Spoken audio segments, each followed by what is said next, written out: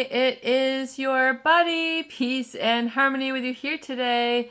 Much love going out to all the beautiful, empowered harmonizers. We are zooming in and focusing in on a great viewer question, and that is about someone who is narcissistic in their life and how they are always sort of anxious. And why does a narcissist sort of have this ongoing chronic social anxiety? And, a lot of people then kind of mistake this as aliveness in the relationship, excitement in the relationship, or thrill of the relationship. But you don't realize that it can be degrading to others because they're getting this sort of attachment disorder going on. They don't have an ability oftentimes to display sort of the normal cohesiveness in relationships. In other words, you might go somewhere together and they just sort of dart out just as if they were a child and you don't know where they're at. You're trying to call them, you're trying to text them, you're supposed to be there together.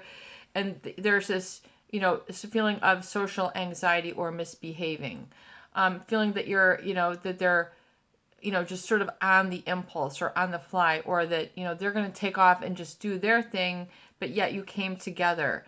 Attachment disorder has been studied in children where they just sort of are displaying emotions that don't make sense. In other words, not attaching to their caregivers, the people who are feeding them, clothing them, nurturing them. They might be very resistive to this, or resistive to sort of discipline and, training children how to do things, teaching them and opportunities for learning. A child might not latch on to that. So it's a similar feeling, I would say, in relationship with a narcissist, or even a psychopath, where they're just sort of checked out. I think it feels to others like they're just sort of not there for a moment of time, and it creates this feeling of separation. And the social anxiety is really because oftentimes these people depending on where they're at, they want to work a room, they want to get somewhere in a company.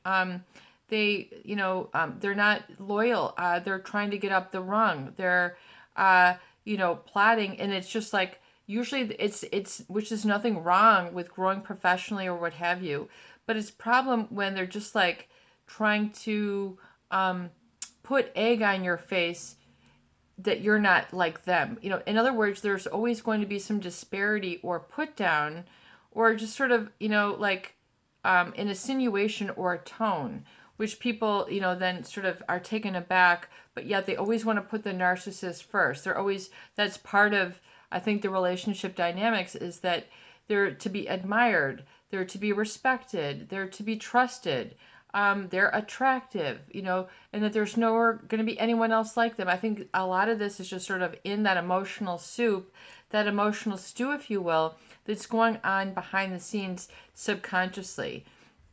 So this chronic need for attention and improvement and more, and I think propels and is the fuel for them. And, I've got news. You don't have to keep up with that. You don't have to push yourself into that social anxiety the way that they do. That is their life. You don't have to live on that same energetic level. You don't have to put yourself all out there. You don't have to have the same need for attention. You don't have to have the same need for, more and better, or whatever it is that they're pushing on. At some point, it's important to be able to have an experience of content, peace. Everything is okay. Balance, homeostasis. Oftentimes, this feeling is not welcomed in relationships with narcissist or psychopath. There is a discontent, a malcontent. Something always needs to be improved. Something needs to be fixed. Something needs to be done. There's all these conditions. It is stressful. Allow them to, conduct themselves in such a manner. That is their life. That is who they are. But you are who you are, and you might be a complete energetic opposite, which is well, good, and fine. Get to know your gentleness. Get to know your spirit. Get to know your wisdom.